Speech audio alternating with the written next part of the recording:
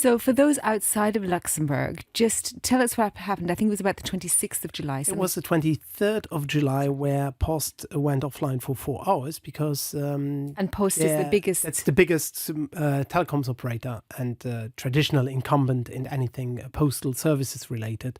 And they got brought down by a sophisticated, probably zero-day attack, which is a very expensive attack, a very rare attack. We also spoke about it in our recent podcast, so people can listen more in depth about that. But essentially... What language is your podcast It's in Luxembourg, but we have English subtitles. So when you're watching it on YouTube, you can select the English subtitles. And learn Luxembourgish as you go along.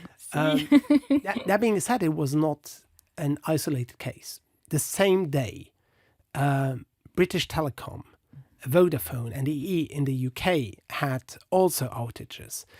Orange in France got hacked and attacked, and Proximus in Belgium got attacked. So there were 4 countries at and on around the same day that got attacked, where the mobile operators were the target. And so we've seen that this is probably not a coincidence.